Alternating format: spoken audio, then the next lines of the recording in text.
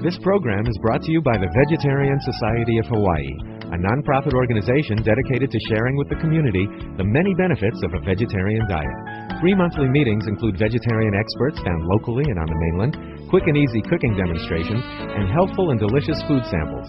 Members enjoy an informative quarterly newsletter, social activities, and discounts at many vegetarian-friendly restaurants and health food stores. For an application, call 944-8344. That's 944-8344. Or visit our website at www.vsh.org. vsh.org.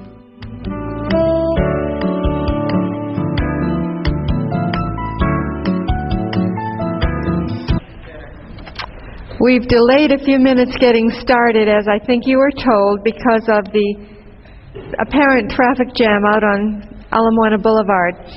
But now is our time. I'd like to welcome you all to the monthly meeting of the Vegetarian Society of Hawaii.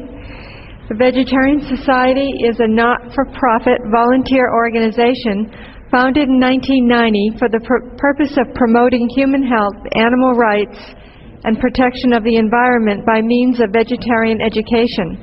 We are the largest local vegetarian society in the country with more than 1,500 members. Our members receive an informative and educational newsletter, discounts at vegetarian-friendly restaurants and health food stores, including Down to Earth and Huckleberry Farms. This benefit alone more than covers your membership fee. And you'll also be supporting meetings like this and the vegetarian movement in Hawaii. We're delighted to have with us tonight Dr. Joel Fuhrman. Dr. Fuhrman is a graduate of the University of Pennsylvania School of Medicine and is a board-certified family physician based in New Jersey. He specializes in preventing and reversing disease through nutritional and natural methods. He's a former world-class figure skater and a member of the United States World Figure Skating Team. His dedication to sports medicine, health and fitness, and preventive care and medicine speak to these lifelong interests. Dr. Fuhrman has spoken at over 100 locations throughout the United States and Canada and has been on numerous television and radio shows. His appearances include Good Morning America, The Today Show, the Food Network, CNN, and the Discovery Channel.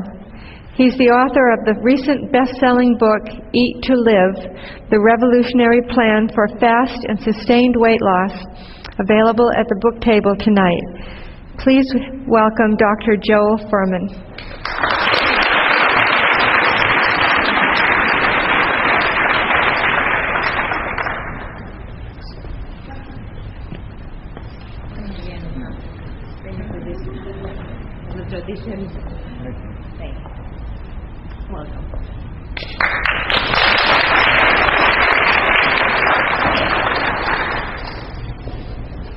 Okay, great to be here and see you all here tonight. The theme of the presentation tonight is that superior health is in your grasp, and disease is not the inevitable consequence of aging. Disease is something you had to earn through wrong living. And the information, if you put into action tonight, nobody need die of a heart attack anymore. Right now in our country today, we have 52% of our population dying of heart attacks and strokes. 52%, that's more than all the other causes of death combined. With diabetes and cancers and heart disease, osteoarthritis, rheumatoid arthritis, asthma, allergies, sinus infections. We have constipation, hemorrhoids, diverticulosis. We have one disease after another, the product of nutritional ignorance and nutritional stupidity. And as a result of this most recent scientific information that I've collected from reviewing more than 50,000 medical research studies, culling out the 1,500 that are referenced in my book, Eat to Live, and applying them to make a diet style that's most effective and delicious, will enable people to live 20 to 40 years longer and do away with these diseases that afflict Americans. We all do, together, have an unprecedented opportunity in human history. This opportunity available to all of us. We can live much longer than ever before. We can live without the fear of disease, without the fear of heart attacks hanging over your head like a dagger ready to be released at any minute. You can enjoy your life free of the fear of losing your mental function as you age, free of the fear of having a stroke, free of the fear of getting cancer. 90% of physicians in hospitals could go out of business because the body essentially has built in its own biological code the ability to retain health and restore yourself to health when given the chance through nutritional excellence. So Eat to Live was written to be marketed as a book for people who are overweight wanting to lose weight. Wanting to lose weight in the safest manner possible. A way that will have them be thinner and achieve superior health at the same time. But really, it's not a weight loss book. It's really a book for every person, myself included, who wants to know and wants to achieve health excellence. It's not just for those who are overweight. Why do I eat this way? I'm not overweight. I want to age gracefully, maintain my youthful vigor. I want to be able to be active and play tennis and ski and do sports with my children. I don't want to lose my mental faculties as I age. I don't want to have a heart attack looming over my head. And I want to enjoy eating. I want to enjoy eating as much food as I want.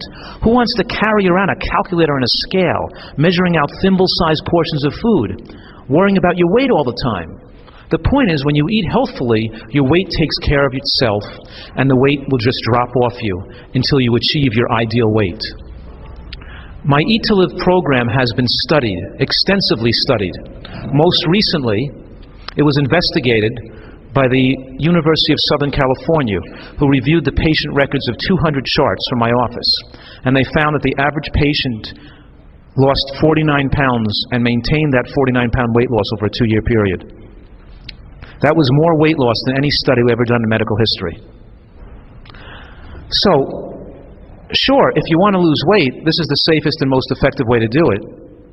And if you're of normal weight, there has to be held up an ideal way to eat that will afford you the opportunity to live as long as possible, free of the fear of diseases, and to reverse diseases like diabetes and arthritis and allergies and asthma and heart disease if you have it already. Right now, we have the most overweight population in the history of the human race. We have about 70% of our population is overweight and about 30% are obese. Obviously, the heavier you are, the shorter your lifespan. And the thinner you are, the longer you live. One thing that's very solid in today's science is that the thinnest people live the longest. When you're leaner, you have much lower risks of heart disease and lower risks of cancer. But let me start at the beginning here. I mentioned already that over 50% of Americans die of heart attacks and strokes, and about 35% people die of cancer. Nobody need die of a heart attack. We can get rid of all these heart attack deaths. So here's what Americans are eating today to earn these dismal statistics. We have 42% of calories from animal products in the American diet. 42%. 23% of the total, or more than half of the 42%, are dairy products. As animal products increase in a nation's diet or in a population, we see the risks of both cancer and heart disease and stroke go up accordingly. The food element that's most dangerous or most closely linked with heart disease and cancer is saturated fat. The food that contributes more saturated fat to the American diet than any other food are dairy products. Dairy products, an ounce of white meat chicken or white meat turkey might contain a couple of ounces, 2 or 3 ounces of saturated fat. But the same amount of cheese or butter might contain 10 to 20 grams of saturated fat, usually 5 to 10 times as much. There's no contest. Way in, far and above all of the sources of saturated fat, America's love affair with dairy products and our brainwashing by the dairy industry and by the advertising media has distilled into people's minds that drinking milk and eating dairy is health food, and in fact it's the #1 cause of all heart disease and cancers in this country. On top of that, on top of this huge consumption of animal products, highest in almost any country in the world, Now we also have 51% of calories in the American diet from processed foods. Foods like pasta, white bread, Danish donuts, English muffins, bagels, salad oils, olive oil, canola oil, corn oil, cottonseed oil, mayonnaise, donuts, cookies, crackers, rice cakes, puffed cereals, soft drinks, breakfast bars, chips and pretzels. Those processed foods are mostly what Americans are living on. That's over 50% of the American diet. Just like there is an excellent correlation in more than 15,000 different studies showing as animal products go up in a nation's diet, so do heart disease and cancer. We're seeing the same thing is true with more than 1,500 studies now with processed foods like sugar and white flour and oil. As the processed foods go up, so do both heart disease and cancer. Americans only eat 7% of calories from unrefined plant food. But don't be fooled. Half of that 7% is white potatoes. So it's closer to 3 to 4% of fruits and vegetables, beans and nuts and seeds that Americans eat. Those are the foods with the most powerful levels of antioxidant nutrients, vitamins and minerals, phytochemicals, flavonoids, lignins. In other words, there's no vitamin E, vitamin C, vitamin K, folate.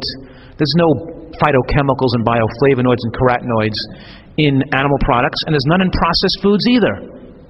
Both animal products and processed foods are low nutrient foods. They don't contain the health supporting nutrients you need to protect yourself against disease. The foods that have those nutrients in them, we'd hardly eat at all. I'll repeat them what they are again. They're vegetables, fruits, beans, and nuts and seeds. We have an epidemic of diabetes in this country. Isn't that astonishing that the average American consumes about 32 teaspoons of sugar a day? And eating these refined grains like pasta and white bread, people have been given false information to think that eating a nice low-fat meal of pasta or white rice is healthy for you. It's not. Those foods are associated with both breast cancer, colon cancer, and stomach cancer. They're also linked, obviously, to diabetes and heart disease. Pasta is not health food. We have to consider when we eat white flour, the body views it much the way it would be if you just ate a bowl of white sugar.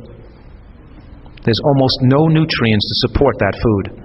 When we take in calories without nutrients to support it, it has biological effects on our cells, which makes the cells congested. They become unable to keep themselves clean, and disease starts to occur. So refined foods are linked to most of the cancers and heart disease. This is an important slide. It looks at people from around the world in the age group of 55 to 75, where most people die, and looking at what they die of. The red bar represents the people that die of heart disease and cancer and stroke added together. And you can see there's the United States. The second line, way up there. And the blue bar represents the amount of unrefined plant foods. In other words, when you looked at what populations ate by food consumption data put out by the World Health Organization, this slide took me a year to collect the data on every country in the world, what they ate and what the people died of at that age bracket. And we found it made a direct correlation with every single country, that the more unrefined plant food, fruits and vegetables, beans and nuts and seeds those populations ate, we saw both heart disease and cancer and strokes drop down accordingly. So much so that when we cross the 90% line, Americans, don't forget, consume about 3.5 to 4% of calories from fruits and vegetables, beans and nuts and seeds. But there are populations that consume 80 and 90% of those foods. When we cross those lines, we see essentially heart disease and cancers hardly occur. Does everybody understand this slide? The first one's Hungary, yes, it's spelt wrong, sorry about that. I guess they're very hungry in Hungary. I can't fix it because the guy did the slide for me, like hand wrote it in, so I can't correct it on the computer. When you put an animal in a cage and you let that animal eat all the food it wants, it'll live X amount of years. But if you take that same genetically bred species and you feed it just 70% of what the first animal ate, in other words, you feed it 30% less calories, we find that second group of animals will live 1.5 to 2x. It'll live almost twice as long. The only thing ever proven in science, and I use the word proven very carefully here, the only thing ever proven, which means reproducible in hundreds of studies, and every scientist all over the world who tested this theory, to significantly extend lifespan of all species of animals, is eating less calories in a high nutrient environment. So how can we do that? And could we do that? Could we eat less calories and more nutrients simultaneously? Because this has been shown to increase lifespan and stop the aging process, or significantly slow down the aging process in primates as well. And we're primates. We can see color, we can taste sweet, we have the opposing thumb. We're very much designed like a gorilla or chimpanzee. How can we possibly eat less calories and more nutrients? Wouldn't we need to eat more food and more calories to get more nutrients? The secret is eating more foods that are higher in nutrients. In order to do that, you have to know what foods those are that are high in nutrients. So let me ask you, what food do you think wins the gold medal, the #1 prize for the food richest in nutrients? Vitamin E, C, K, folate, fiber, bioflavonoids, phytochemicals. Which foods give you the most nutrients per calorie on the planet? Does anybody know? Right, the answer is green vegetables. Green vegetables are the foods that are extremely low in calories. They're like taking vitamin pills. So H equals N over C means your health can be predicted by the nutrient per calorie density of your diet. When you eat a diet rich in nutrients, you protect your body from most of the diseases that drive people to doctors' offices. The secret here is to eat lots of food that's high in nutrients and lower in calories. To do that and to apply these principles, we have to know the nutritional density of all foods, so we can try to eat more food that's rich in nutrients, and we can try to eat less food that's lower in nutrients. And that works perfectly well, because the more foods you eat that are rich in nutrients, the less you're going to desire to overeat, the less you're going to crave and develop those addictive sensations. When you eat less food, less calories in general, it delays the onset of diseases. It stops the atherosclerotic process. You don't develop atherosclerosis in your blood vessels. That results from overeating. The excess calories you consume that your body didn't need feeds diseases. We need a certain amount of calories and a certain amount of nutrients. But on an ancient Egyptian pyramid was the statement, man lives on 2/3 of what he eats. On the other 1/3 feeds his doctor.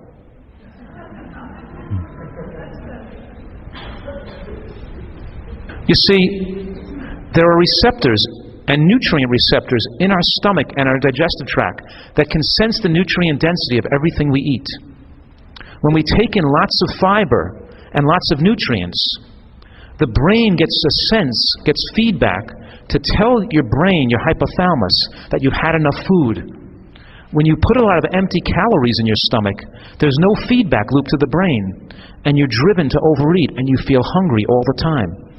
The key to not overeating and to feeling satiated, and so you don't feel like eating unnecessary food that you didn't need, is to fill up on nutrient-rich food.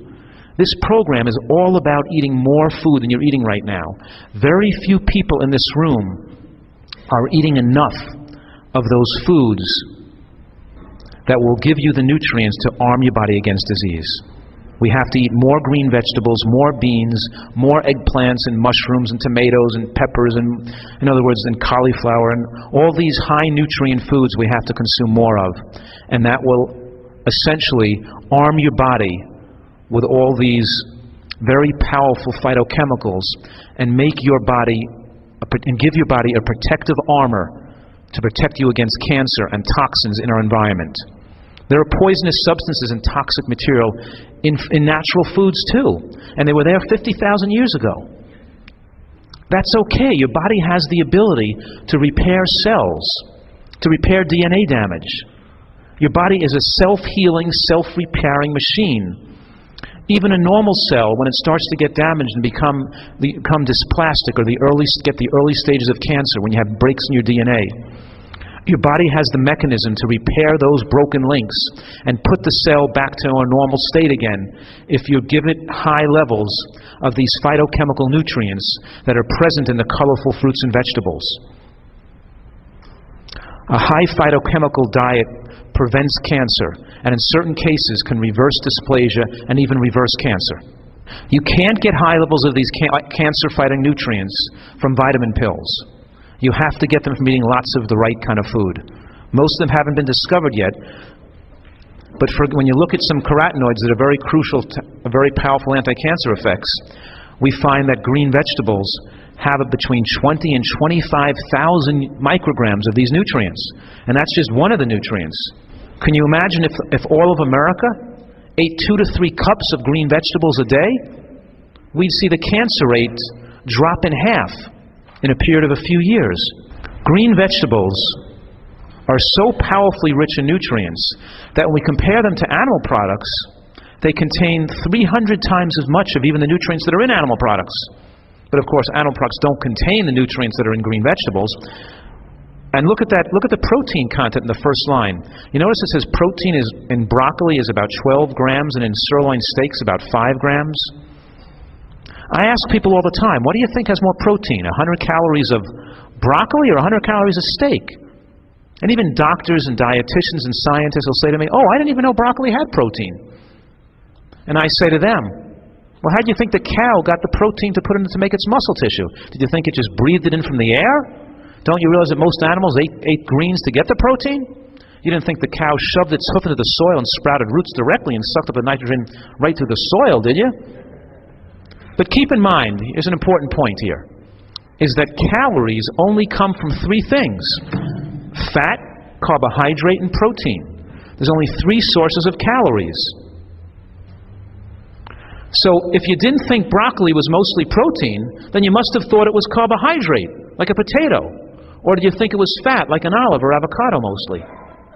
In other words, since there are only 3 sources of macronutrients, all foods are some mix of those 3 nutrients: fat, carbohydrate, and protein.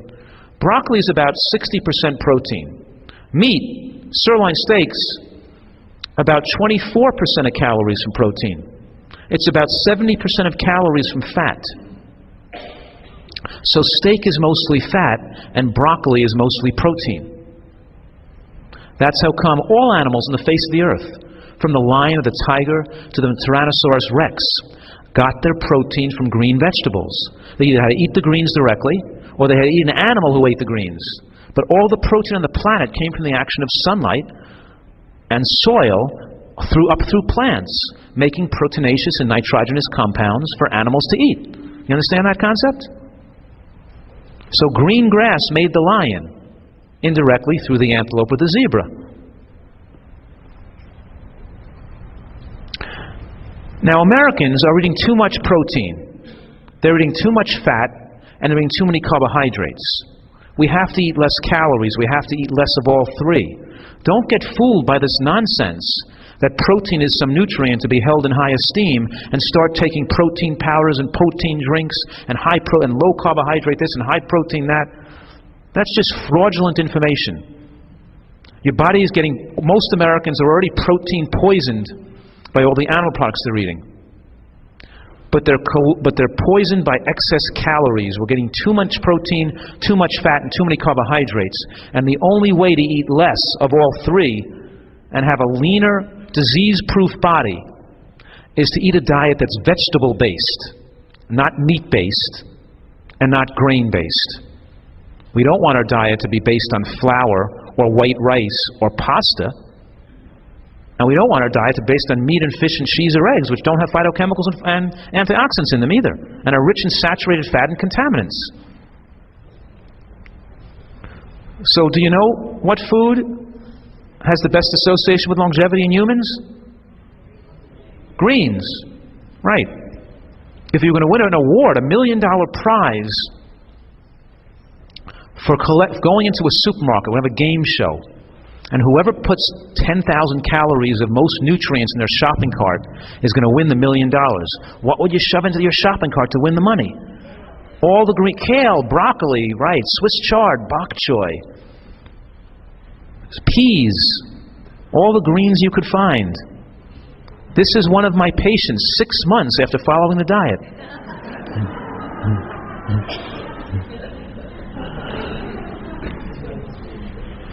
But as I said earlier, we're only 1.8% different from a gorilla and about 1.6% different from a chimpanzee.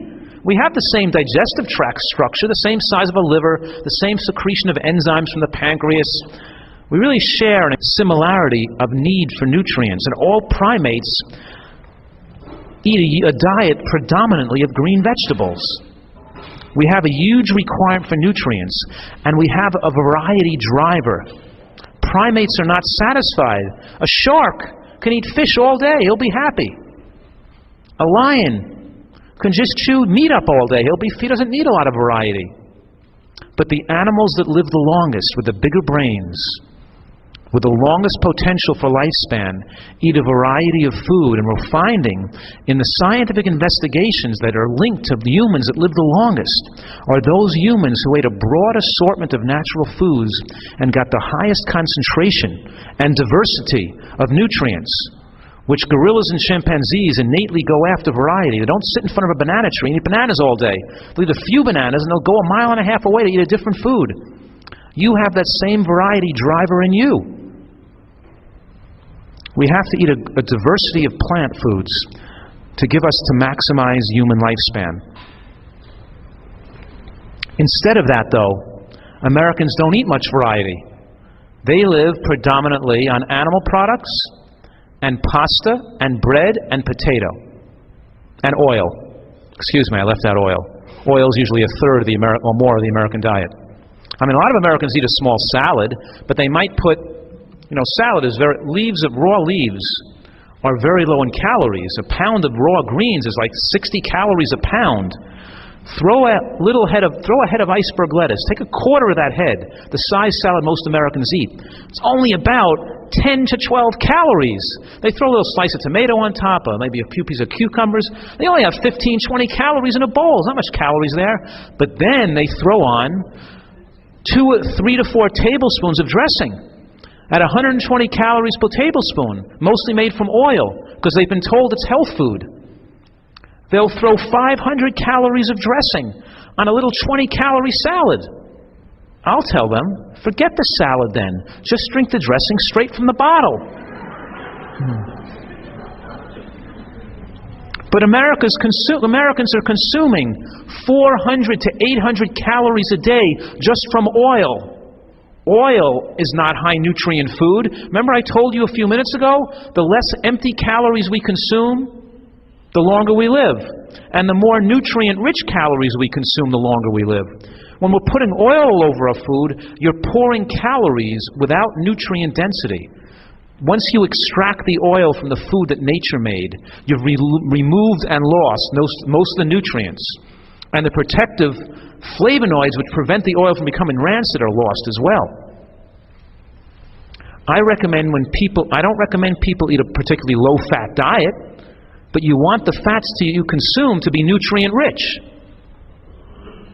Nuts and seeds are extremely nutrient-rich food, but not the oil when we extract it from the nut or seed.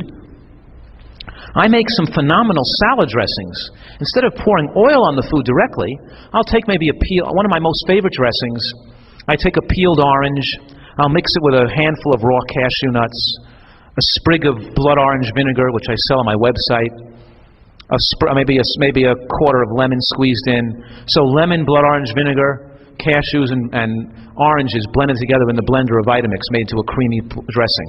That's an unbelievably delicious dressing. But I have hundreds more of those dressings available to people, from all kinds of dressings made with, tomato paste and sun-dried tomatoes and almonds and chili powder. Fantastic. You can make salads taste great without putting 500 calories of empty calories on top. Americans are eating a huge amount of cheese in their diet, and cheese is full of saturated fat. more, in some cases, twice as much as meat. And they'll have cheese 3 times a day. Butter and cheese at every meal. Then they'll have some dessert, a piece of steak added to that. They'll consume a huge amount of saturated fat. That's literally taking your life in your hands.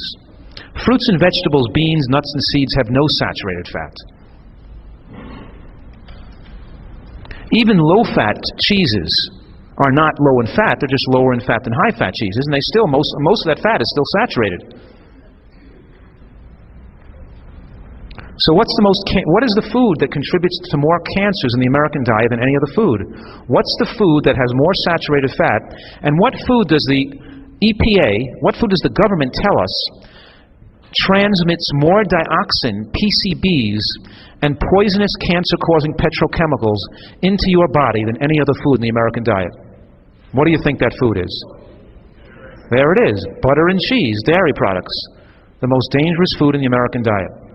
If we were going to scientifically design a diet to create cancer, all we have to do is give people more saturated fat, throw some toxins in there, and then restrict their fruit and vegetable intake.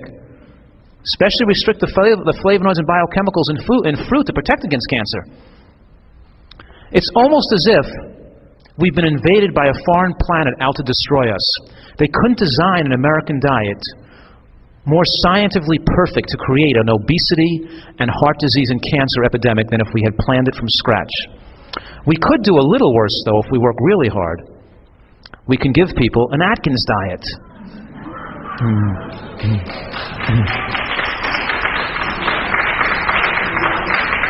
I mean, this is simply fraudulent information thrust on top of an unsuspecting and ignorant American populace, telling them that meat and cheese are health foods. Those statements reverse heart disease with filet mignon, stop strokes with cheese, prevent breast cancer with butter. I extracted directly from Atkins literature and newsletters. Can you imagine if they put that, prevent breast cancer with butter, on the side of a stick of butter? They wouldn't let them get away with those kind of lies. But Atkins, for the last 30 years, has been lying to the American public. Certain cancers are exquisitely sensitive to saturated fat. In the 60 gram of fat range found in Atkins menus, that would give you 6-fold to 10-fold increase of certain cancers. It's really a very foolish way to worry about to lose a few pounds, and it doesn't work that good at losing weight anyway. My patients lose around 15 pounds on the average the first month, and about 8 to 10 pounds each month thereafter. They lose spectacular amounts of weight. You don't lose that kind of weight on an Atkins diet. Most patients gain the weight back, and the studies showed that the weight loss they achieved after 6 months was mostly gained back after 1 year. Here's an analysis of the Atkins menu directly from his book, Atkins' New Diet Revolution, which contains 60 grams of saturated fat and about 6,000 milligrams of sodium. So if you don't get a heart attack first, you'll get a stroke. Atkins had heart disease. He had a heart attack due to a cardiomyopathy. We know that the medical literature, the scientific literature, shows that people on ketogenic or high-protein diets have a high risk of cardiomyopathies. He had an angiogram when he had the heart attack, and it showed that he had significant atherosclerosis. You don't want to model yourself after an unhealthy diet style to lose weight. Trans fats are man-made fats. They're not found in nature. But they're in margarines, French fries, processed foods, chalk cookies, croissants. They have the same danger as saturated fats, but Americans don't generally eat the volume of trans fats they do of saturated fat. That's why trans fats are not, I don't consider them worse. But if you ate just as much trans fats as saturated fat, they could be just as bad as saturated fats. When we look, the reason why olive oil, for example, has such a good rep is because the studies compared it to butter and margarines and other sources of trans fat. I repeat again, that just because olive oil is better than having butter or better than margarine and other types of fats doesn't make it a health food. You can't pour oil all over your food and expect to maintain a healthy weight or live as long as a life possible than if you kept those empty calories to minimal amounts. There are two types of essential fats. There's omega-6 fat and omega-3 fat. Scientific studies show that excesses of both types of fats increase cancer rates. The American diet has a 25-to-1 ratio between 6 to 3. It's true, we don't eat enough 3 fats because we don't eat green vegetables and beans and nuts and seeds.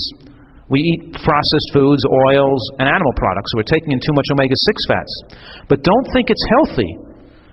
Just because Americans don't take much omega-3 fat, don't think it's healthy to start pouring flaxseed oil over everything you're eating and taking flaxseed oil capsules.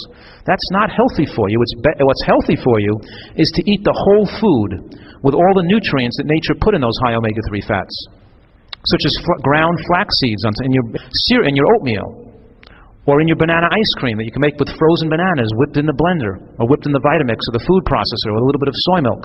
Make a fantastic ice cream with little flax seeds on top, or throw some frozen strawberries in there. Or eat your green vegetables or soybeans or sunflower seeds or walnuts, and you get plenty of omega-3 fat in the whole food. Flax seeds, not flaxseed oil, has shown the powerful protection against breast cancer and against prostate cancer. But you don't have to, it's not hard to get these beneficial fats into you when you eat a diet that's well balanced. So obviously, if I was going to design a pyramid, I wouldn't design the USDA pyramid. This pyramid is designed by the American government and puts at the bottom of their pyramid grains. 90% of all grains consumed by Americans are white flour products. That's like putting candy bars at the bottom of their pyramid. High calorie, empty nutrient food. The USDA and the government's advice, it comes to as a culmination of lobbying and political bartering about what the food manufacturers and lobbyists in political areas of the country would like to have in a food pyramid. This is not a scientific statement. These are political and social statements telling people what they want to hear and what the political forces want to advertise to you. Can you imagine putting pasta and white flour and sugar and cold cereals, which when you cook carbohydrate at high heat, puffed cereal like cornflakes, puffed rice, puffed wheat, Cheerios, right, Cocoa Puffs.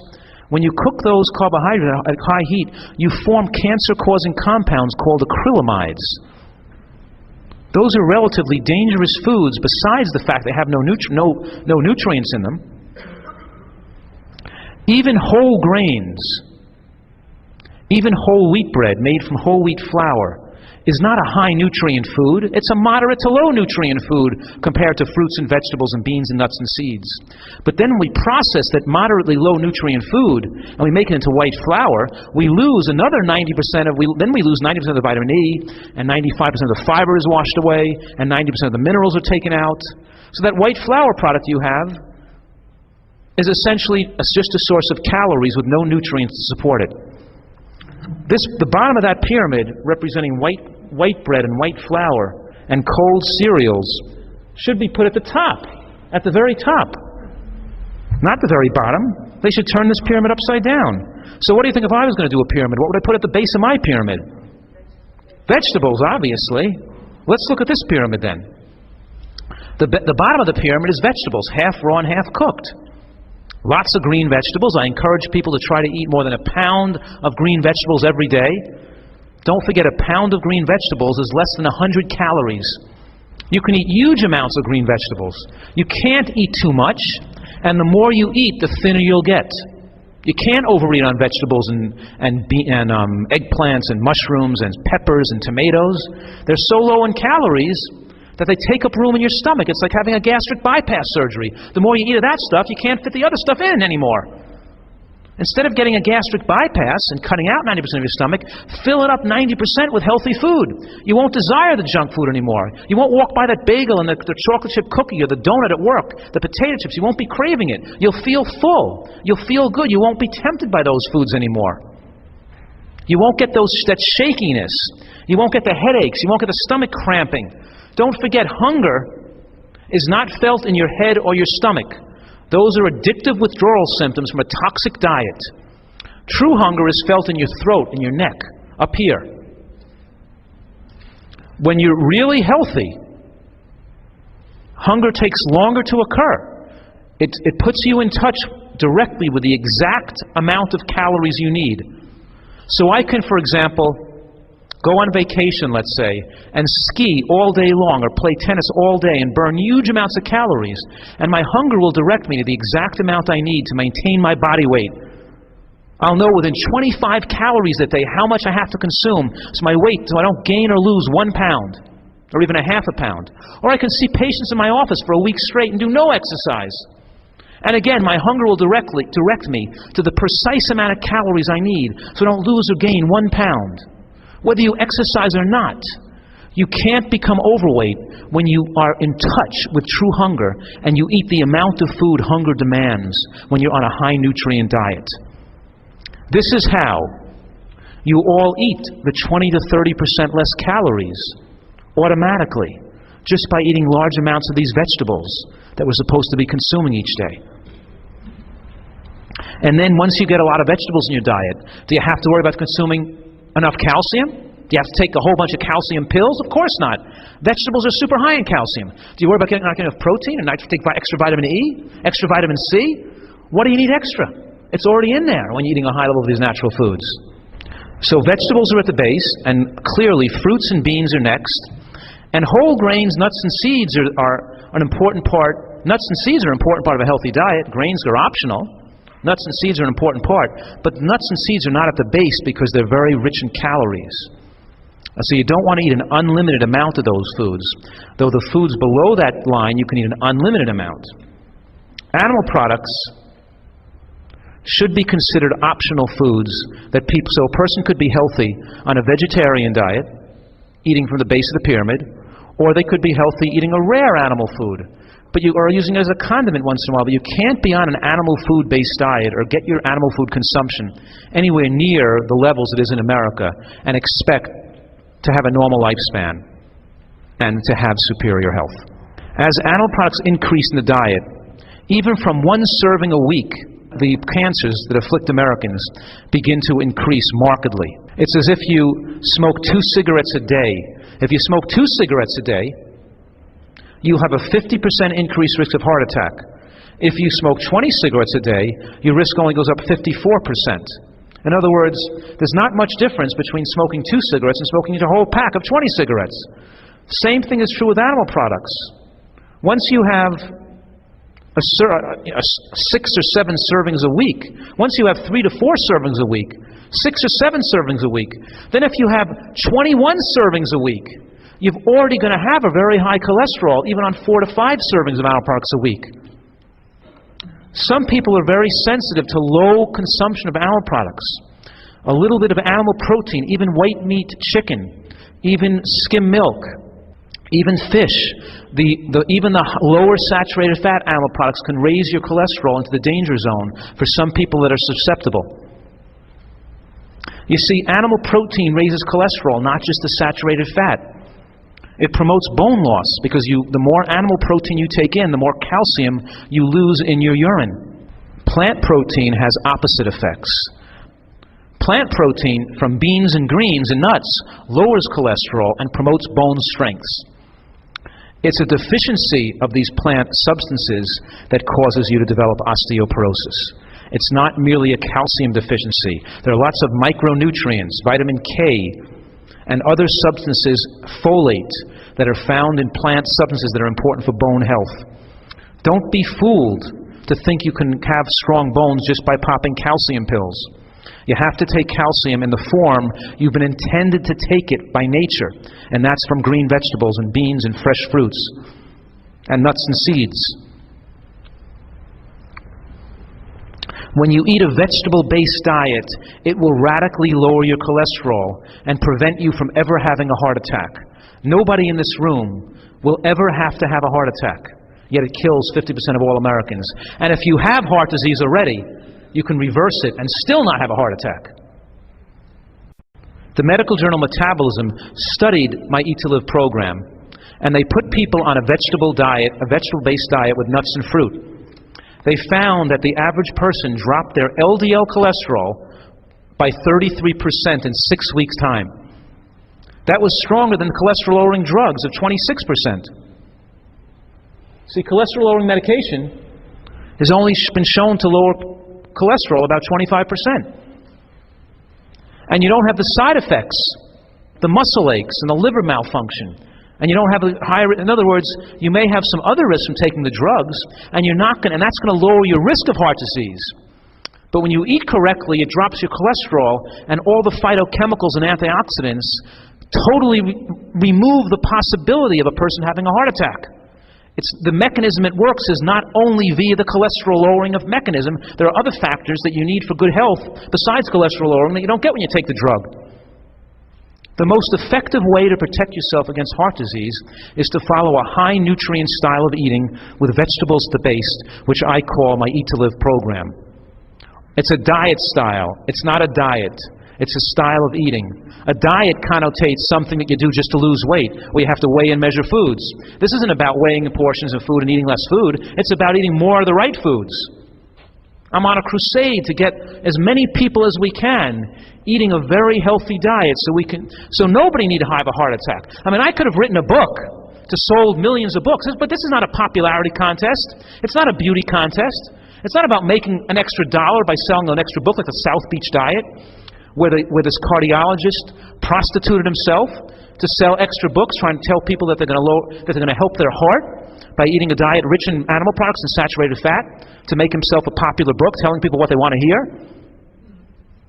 That disturbed me greatly, to see a cardiologist doing that, giving people a diet that he knows is going to kill people as a cardiologist. You can't lower your cholesterol in a diet like that.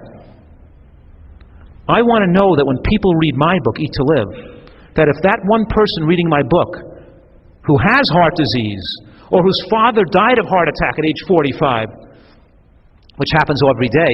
I had a person 3 houses down from me who just died of a heart attack at age 38 with 2 little daughters at home. Happens every day. So you know that 76% of on-the-job deaths for firemen are caused by heart attacks, not accidents or fires. Most firemen die of heart attacks. Most Americans die of heart attacks.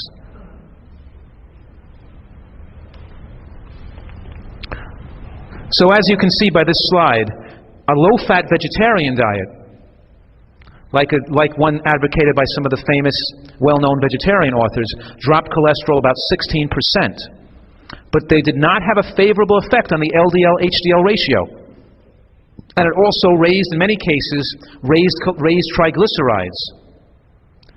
It was not, those people still lose weight, lower their cholesterol, and protect their health when they move from a vegetarian diet to the Eat to Live program, because they're cutting out more of the high-calorie, low-nutrient foods like white potato, white rice, pasta, and bread. Those starch-based or potato-based programs, when you have a diet based on potatoes and rice, those were great to feed large populations because they're cheap foods.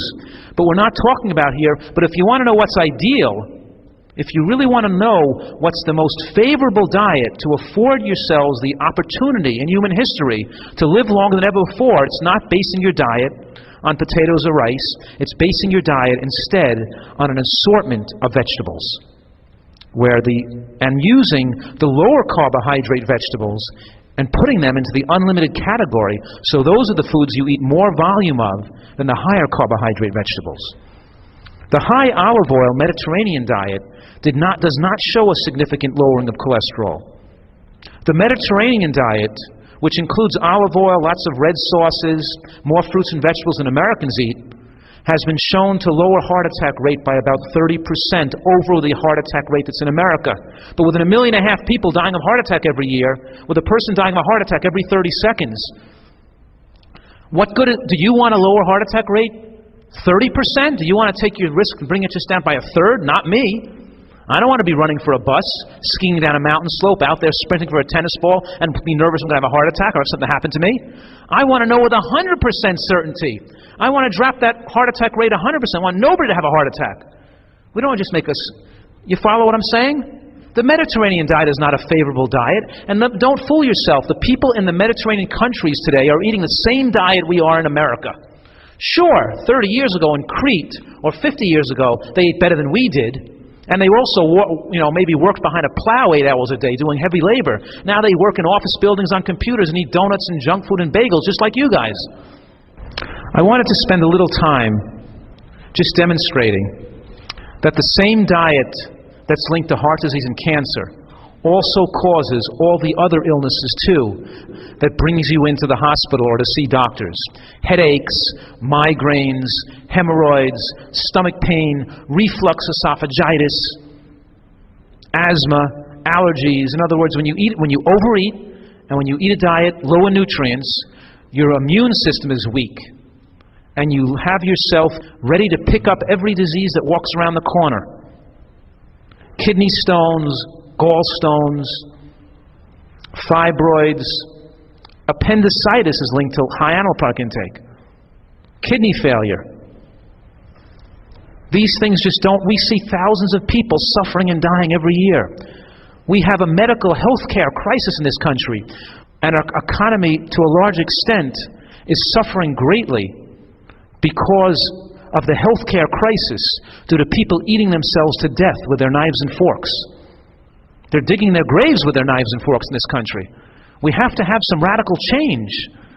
You know that the percent of, the average amount of money being spent on our healthcare dollar in America is going up by such a high rate that's going to bankrupt most of the major corporations in America. And the small companies can't afford to pay for healthcare anymore. And you're told by the government and by authorities to take lots of extra calcium each day, right? So if you're a woman, take 1,500 milligrams of pills of calcium every day. Well, of course you have to. Because when you eat a diet so rich in animal products and so rich in salt and so rich in caffeine, and you're going to lose that calcium. Let's imagine you took in 1,000 milligrams of calcium via your diet or through pills today. You don't absorb all of that. About 2/3 of it goes into your stool.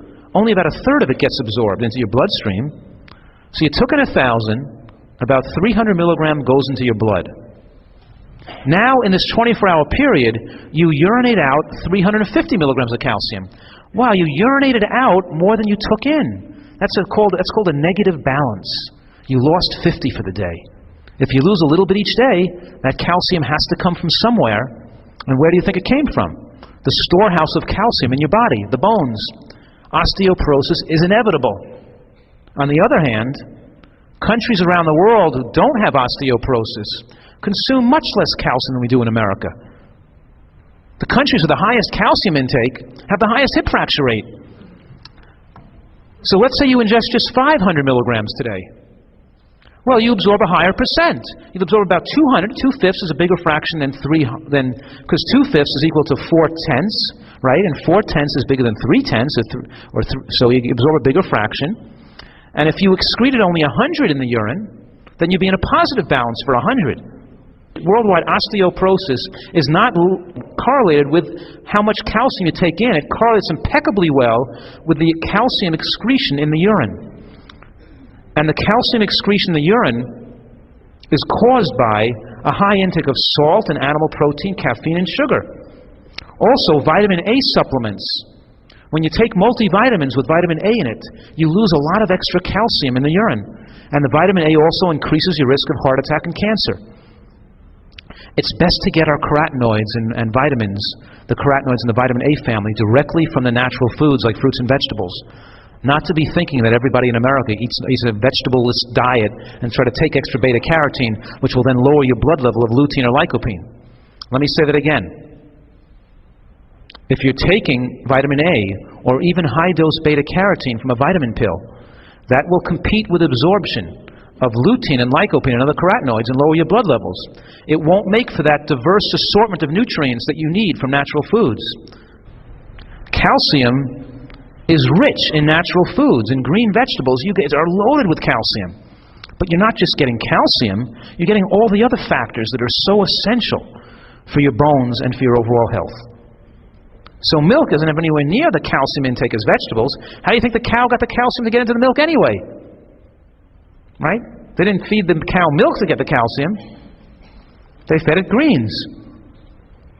As animal product intake goes up in a country, we see so does the hip fracture rate. And as it goes down, hip fracture, osteoporosis melts away. Protein per calorie is highest, by the way, in peas and lentils and tofu and broccoli and leafy green vegetables. Those foods are high protein foods. They have more protein per calorie than a cheeseburger and meatloaf.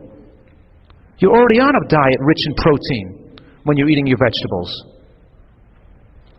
But when you're eating your vegetables, you can't overeat, because your stomach only holds a liter of food. How much vegetables do you think you could fit in there before it burst open?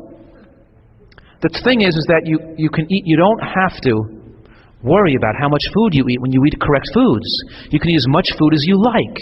You don't have to measure the food and weigh it. Throw in all the healthy foods in there. Eat as much as you can of those foods. One reason Americans are so obese is because they're eating fake food. Food that doesn't grow on a tree. Foods you can't eat if you were shipwrecked on Gilligan's Island. You don't see a bottle of olive oil and a plastic bag of Wonder Bread growing on a tree on Gilligan's Island, do you? See, that's how you know Skipper didn't really live on the island.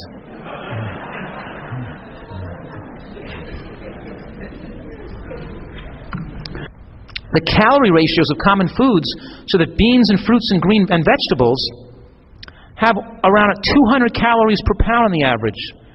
You can't fit that many calories into your stomach when you're putting in beans, fruits, and green vegetables. They're the foods that are highest in nutrients, yet at the same time, they're exceptionally low in calories. The trick, the secret of this plan is to eat lots of these foods, the beans, the fruits, and the green vegetables, more than the starchy vegetables and whole grains. To eat more greens and beans and fresh fruit to form the majority of what you eat. That's the secret to extending your lifespan and achieving your ideal weight. Thank you very much. I'll hang around for anyone in the back.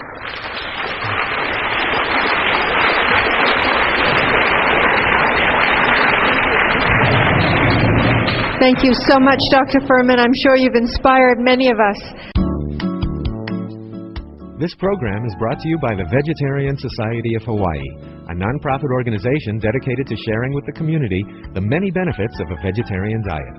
Free monthly meetings include vegetarian experts found locally and on the mainland, quick and easy cooking demonstrations, and healthful and delicious food samples. Members enjoy an informative quarterly newsletter, social activities, and discounts at many vegetarian-friendly restaurants and health food stores. For an application, call 944-8344. That's 944-8344, or visit our website at www.vsh.org. vsh.org.